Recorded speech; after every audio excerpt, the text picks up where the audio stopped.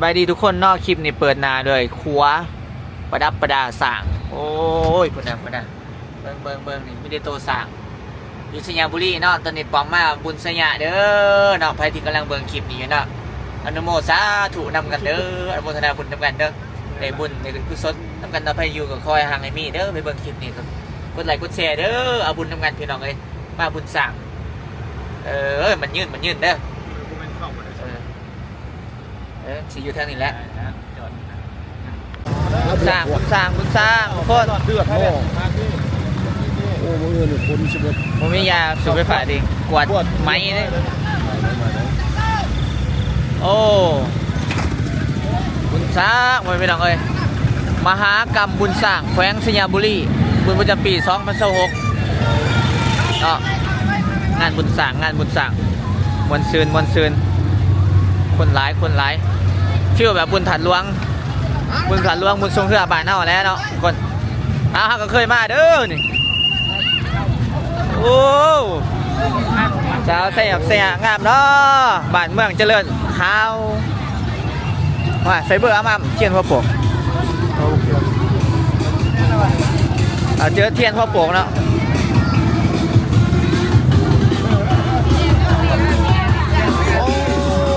อ้าวเข้าเลย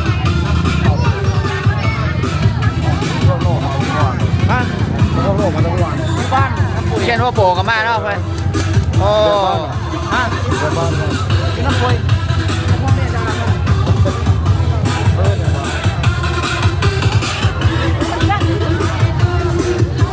เตาบาเบอร์ยังกับมาเนาะไอเตากับมาเนี่ยไอเตาบาเบอร์เน็ตไอดอลเล่าเนี่ยเตาเนี่ย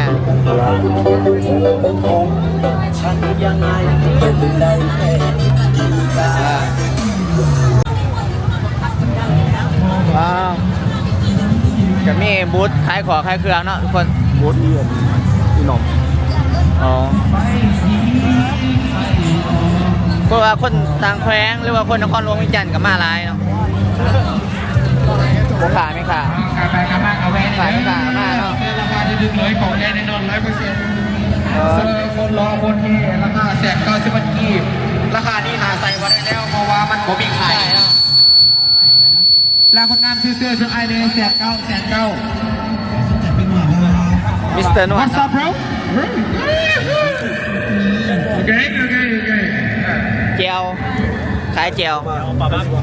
ระบังซ้ำเนื้อเจียวประบังซ้ำเนื้อเนาะดังไงเจ้าดังไงเนี่ยเจียวประบังซ้ำเนื้อเพื่อนเนาะไปดินอะไรก็ส่วนได้มาก่อนไปดินใช้มากระส่วนได้โอ้ห่าว่าฮอตตอนนี้นี่นะโอ้ยตัวซิมเหรอขอบใจ thank you เจียวประบังเหรอจุดจับเป็นหน่อยประมาณจุดจับเป็นหน่อยที่ได้กินว่าจะช่วยแน่เอามาเด้อเสื้อคำสาย190,000 กีบผู้ใดที่ว่าจะได้เสื้อรอๆเท่ๆลุกไปห้องเรียนลุกไปเกี่ยวข้าวกับหน้ามาซื้อเสื้อคำสายไปใส่ได้เลยคำสายเนาะนี่คำสายขายเสือคนใดมาก็มีเสื้อใส่มาซื้อเสื้อคำสายไปใส่ได้เด้อเสื้องามๆราคาถูกๆเลยว่ามาใส่เนี่ยเจอเน็ตไอดอลโคตรไลน์เจอเน็ตไอดอลโคตรไลน์เลยมือเด้องานบุญงานสร้างเด้อบิ๊กปอมก็ไปตูเด้อขึ้นไปเลือกไปเบิ่งไปส้มไปเสียเด้อเอาประกาศดิมามือเด้อห้องเลยเจ็บประมาณเซฟ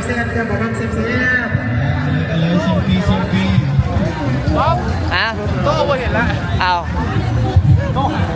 บ่เห็นทีมงานเนาะมันยังเลยเนาะพายุต่างประเทศขึ้นสกินฮอดเนาะบรรยากาศเนาะในมาเลาะลินนะ Hi, hello, what's up, bro? Okay, yeah, I'm from Suvarnakhet province. Oh, Suvarnakhet, I'm from Laos. Oh, Laos. Yes. Oh, you're from Laos. Yes. I look like Suvarnakhet, like you, very great. Why we can represent you there, run where you can say Viking. Thank you. Yeah, thank you. ลูกเข้าใจเนาะ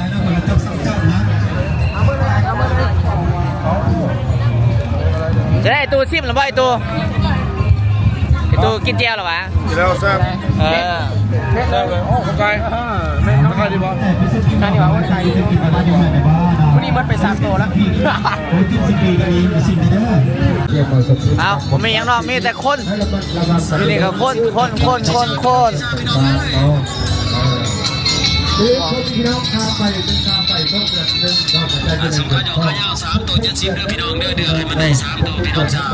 ัว 70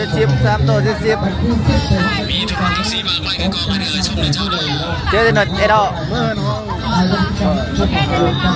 ไอ้ตัวนี่คนหัวจักลายเนาะ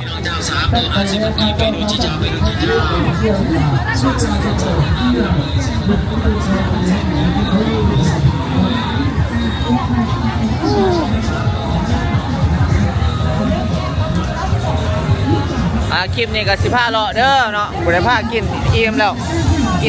เนาะเริ่มปิดแล้วเนาะบูธนี่ปิดละ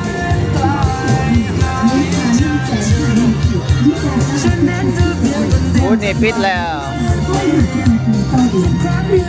สามารถวนปั่นกันไส้ได้ตั้งหากเลยพิเศษทั้งสองแพ็กเกจสมาชิกพิเศษแนนได้หักกิกโทรฟรีโดยผู้เสียหายแบ่งกันไส้แบ่งกันมวลป้องกันสารความผูกพันในครอบครัว โอ้รถรุ่นนี้โคตรมากเลยลูก จะซุปจะนิ่มเป็นรีดแพ็กเกจของล้างสุด นึกว่าป้าหนาจอบางไงมักแล้วมันเป็นรถครอบครัวทรงงามทรงคุ้มจึ๊กแมนเอาเนาะเบิ่งคลิปปอมซอยในเด้อพอได้เงินซื้อรถเนี่ยพอได้เงิน YouTube มาซื้อรถเนาะโอ้งาม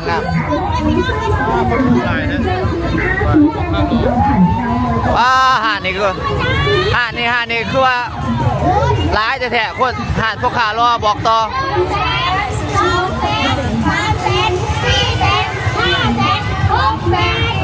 หาดพวกขารอบอกต่อเนาะ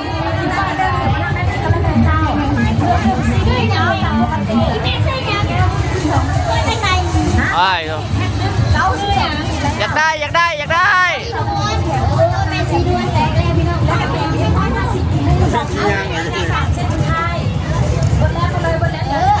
เมื่อเนาะเขาจะ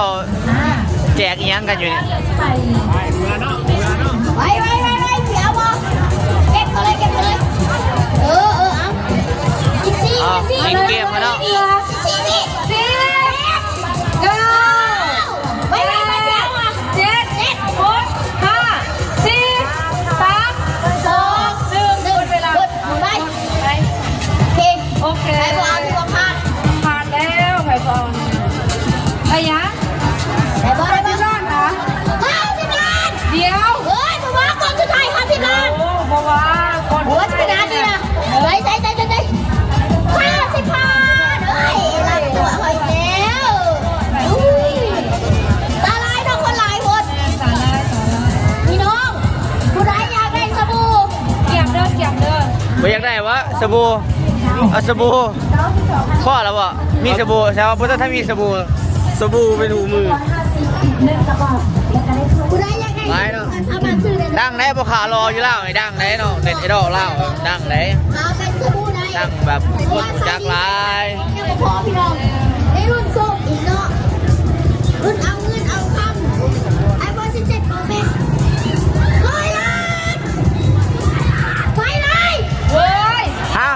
เฮ้ย เพื่อนถึง100 ล้านแมนบ่ 100 ล้านเจ๊ โสดเด้อนี่โสดอันนี้โสด 100 ล้านใส่ 100 ล้านอยากได้ผัวโบราณ เฮ้ยเล็กชุดในตัวแม่พี่เล็กชุดในตัวแม่พี่โอ้ด้วยโอ้ทิพย์โอ้ยโอ้พันโอ้หมื่นโอ้แสนหัวล้าน1 ล้านดีโอ้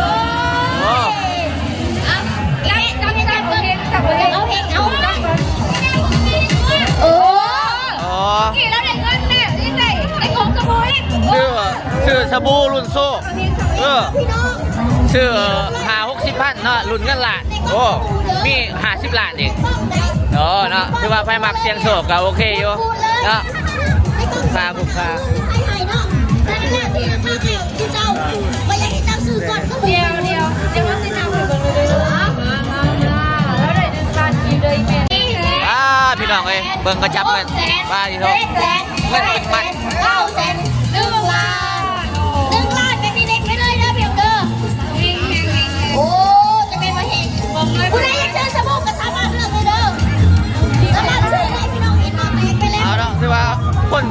โศกเนาะคนเราเฮามักเสียงโศกเอาโศกไผมันเฮาบ่มานเฮ็ดหยังก็บ่มานเสียงดวงแม่นไปถ่ายอยู่อยู่ไหนนี่ขายอาหาร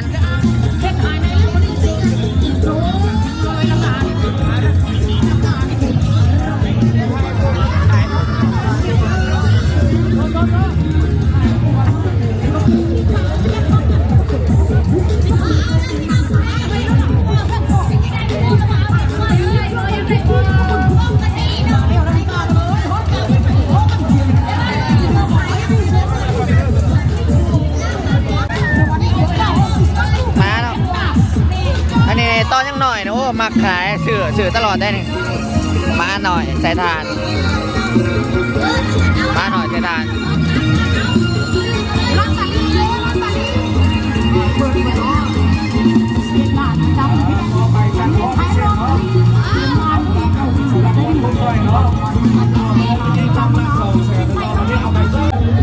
ทางในก็เป็นบูธอาหารการกินคือเขินเนาะคนมารออะไรรอก่อนแล้วก็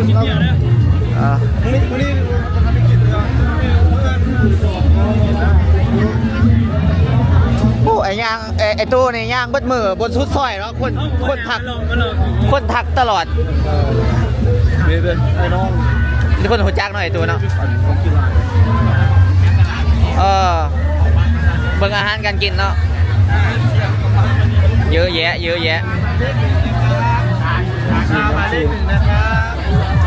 เดี๋ยวมือคอนเสิร์ตเด้อมือคอนเสิร์ตไอ้ตูฮีโร่เด้อเสียงอ่ะเนาะประชาสัมพันธ์เนาะเสียงเบาฮะตัวนี้เบิ้งคักมักจึงใส่หำคือเขียนหำพ่อใหญ่โอ้บิ๊กไม่ว่าเขียนหำ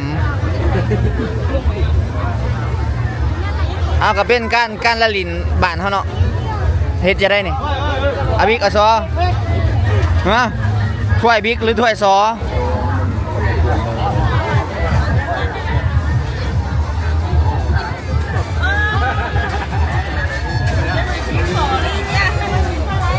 เนาะมวนงานนี้มันมีกีเตามีอันนี้เนาะครบสุด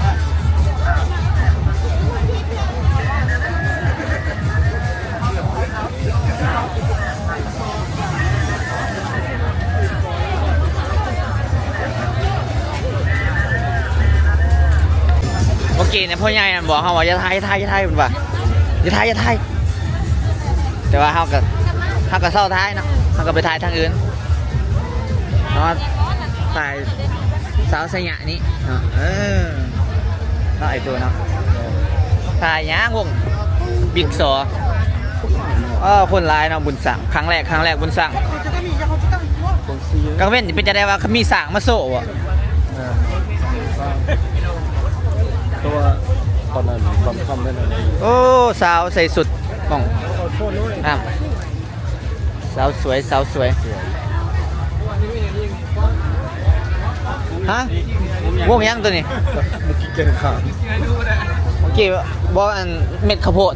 อันนี้เม็ดข้าวโพดคือกันข้าวโพดเม็ดยาบะเนาะโดล่าพิซซ่าเป็นพิซซ่าลาวเนาะตัวเจอคนหูจักตลอดเว้ยตัว ข้างหน้านี่นะยังเพื่อนจักหน่อยนี่แหละพี่น้องไอ้สิเป็นเรานี่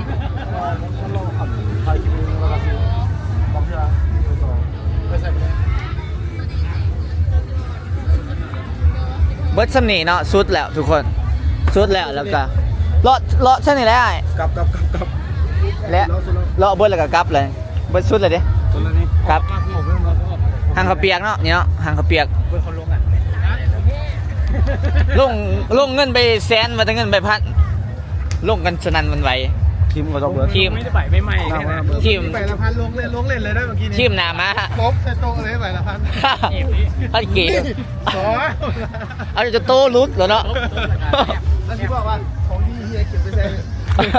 ของดี ได้สร้างเลยได้สร้าง เปิดทางไงพี่โอ้เดี๋ยวสร้างฮะ โอ้สร้างไปนี่ตัวสร้างตัวเป็นๆสร้างตัวเป็น ขอแฟกนะ ๆนี่โซ่อีกเนาะนี่เป็นการแสดงกัน แค่ตัวนิดนึง2 3 นี่คือสร้างอยู่ที่สัญญบุรีกินกล้วยกินอ้อยเนาะบุญสร้างมีสร้างอยู่2ตัวเนาะ 3-4 ตัว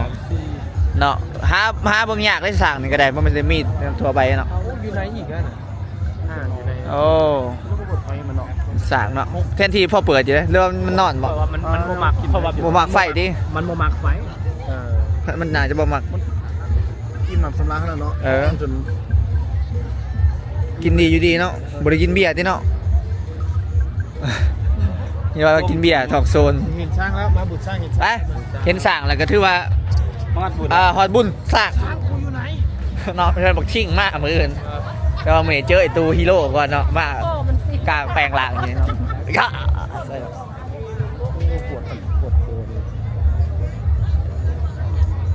ประมาณนี้เนาะทุกคนเนาะคลิปนี้ก็ปิดสำนิทเด้อเนาะฝากกดไลค์กดติดตามเนาะบ่แชร์ก็ได้เนาะกดติดตามกับกดคอมเมนต์กดไลค์ก็กดคอมเมนต์ในเฮาเนาะมันจะมีคนเบิ่งเห็นตื่มเลยขอบใจหลายๆเด้อเนาะขอบใจทุกคนเด้อแล้วเจอกันคลิปใหม่ต่อไปเด้อสบายดีเด้ออ่ะกะไผที่กำลังมาเบิ่งคลิปเนาะกะนี่คือชาเลนจ์ของป๋อมเนาะในการเฮ็ดคลิป365มื้อ365คลิปเนาะทุกกิจกรรมที่ป๋อมไปเฮ็ดจะพยายามถ่ายให้มีคลิปลงทุกมื้อเด้อการตัดต่อการอิหยังกะการคอนเทนต์กับน่าจะบ่ได้สนใจหยังหลายเนาะก็ธรรมดาเนาะก็เป็นไลฟ์สไตล์การใช้ชีวิตของเราถ่ายลงเนาะใครที่มักก็ฝากกดซัพพอร์ตทางนี้เด้อกดติดตามมาเด้อโดยแล้วเจอกันคลิปใหม่เด้อสบายดี